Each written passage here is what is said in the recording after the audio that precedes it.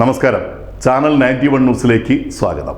Cinema സ്റ്റൈലായി ഗുണ്ടകളുടെ കൂട്ടായ്മ 4 പേരെ കൊന്ന ഒരു പെരുംഗുണ്ടയെ ജയിലിൽ നിന്നും വരവേറ്റ് അതിൻ്റെ ആഘോഷ പാർട്ടി ഒരു ഗ്രാമത്തിലെ വയൽ പ്രദേശത്ത് കള്ളും കഞ്ചാവും ബാക്കി സിന്തറ്റിക് ഡ്രഗും വിഭവസമൃദ്ധമായ ആഹാരവുമൊക്കെയായി ഉത്സവമാക്കി മാറ്റിയ 50-ൽ പരം വരുന്ന മറ്റ് കൊലപാതകികൾ, ബലാത്സംഗ വീരന്മാർ, പിടിച്ചുപറിക്കാർ, കൂലിത്തല്ലുകാർ തുടങ്ങി മാഫിയകൾ ഒരു സംസ്ഥാനത്തിൻ്റെ സർവ്വസമാധാനവും നഷ്ടമാക്കി ഗുണ്ടായിസത്തിലൂടെ ധാരാളം പണം സമ്പാദിച്ച് സുഖസുന്ദരമായി ഉണ്ടുറങ്ങി ജീവിക്കുന്നവർ.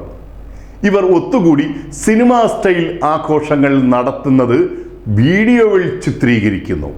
അത് സർവ്വമാധ്യമങ്ങളിലും വൈറലായി പ്രചരിക്കുന്നു. ഇതിനെക്കുറിച്ച് ചോദിച്ചപ്പോൾ പോലീസിൻ്റെ മറുപടിയാണ് സംഭവ ബഹുലം.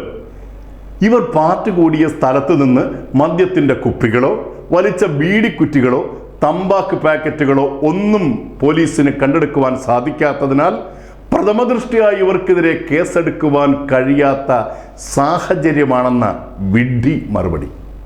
അല്ല, ഈ ഗുണ്ടാ തലവന്മാരുമായി പല പോലീസ് ഓഫീസർമാർക്കുമുള്ള അതിശക്തമായ രഹസ്യ ബാന്ധവം നിലനിൽക്കുമ്പോൾ പോലീസ് പിന്നെ എന്തു പറയാനാണ്? തലസ്ഥാനത്ത് ഒരു പാവം ചെറുപ്പക്കാരനെ അയാളുടെ സ്വന്തം നാട്ടിൽ വെച്ച് പട്ടാപ്പകൽ ഒരു കൂട്ടം ഗുണ്ടകളെത്തി കല്ലുകൊണ്ട് ഇടിച്ചും വടികൊണ്ട് അടിച്ചും കൊലപ്പെടുത്തുന്നു.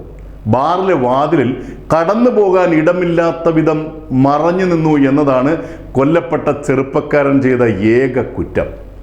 ഈ കൊടും ക്രൂര കൊലപാതകം ചെയ്തവർ 5 വർഷങ്ങൾക്ക് മുൻപ് മറ്റൊരു പൈശാചിക കൊല നടത്തിയവർ കൂടിയാണ്. അതും ഒരു തെറ്റും ചെയ്യാത്ത ഒരു ചെറുപ്പക്കാരനെ വാഹനത്തിൽ ബലമായി പിടിച്ചുകൊണ്ടുപോയി മർദ്ദിച്ച് അവശനാക്കി ശരീരഭാഗങ്ങൾ മുറിച്ചു മാറ്റി കണ്ണിൽ സിഗരറ്റ് വെച്ച് പൊള്ളിച്ചൊക്കെ 24 മണിക്കൂർ പീഡിപ്പിച്ച് കൊല നടത്തിയവർ. അതിൻ്റെ വിചാരണ ഒച്ചിഴയും പോലെ 5 വർഷമായി ഇങ്ങനെ നീളുന്നു.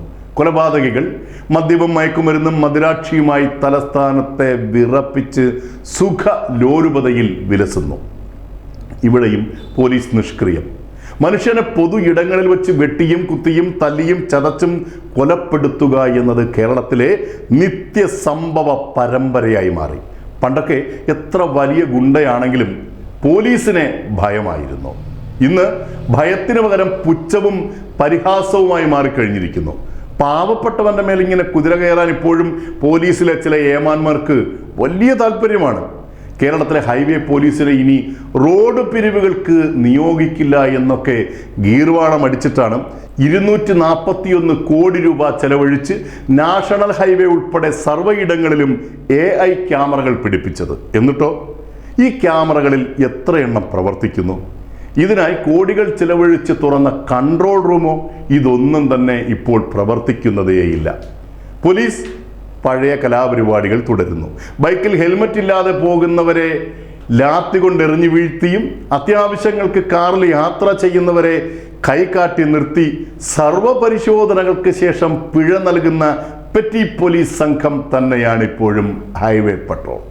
കേരളത്തിൽ 1880 ഗുണ്ടകളെ പിടിക്കാൻ ഉത്തരവിട്ടിട്ട് ഇതുവരെ പോലീസ് പിടികൂടിയത് കേവലം 170 പേരെ മാത്രം. സംസ്ഥാനത്ത് ഈ വർഷം കേവലം 4 മാസത്തിനുള്ളിൽ നടന്നത് 142 കൊലപാതകങ്ങൾ. 3 മാസത്തിലൊരിക്കൽ പോലീസ് മേധാവിയുടെ കീഴിൽ ചേരേണ്ട ക്രൈം കോൺഫറൻസ് കഴിഞ്ഞ 2 തവണയായി ചേരുന്നതേയില്ല. സാധാരണ പോലീസ് മുതൽ ഈ മുകളിലുള്ള ഓഫീസർമാർ വരെ റിസ്ക് എടുക്കാതെ എങ്ങനെ ശമ്പളം വാങ്ങാം എന്ന മനോഗതിയിലേക്ക് എത്തിച്ചേർന്നിരിക്കുന്നു. കാപ്പ ലിസ്റ്റിൽ പെടുത്താൻ പോലീസ് കളക്ടർമാർക്ക് നൽകുന്ന പട്ടികയിൽ കഴിഞ്ഞ 4 മാസങ്ങളായി യാതൊരു വിധമായ നടപടിയുമില്ല.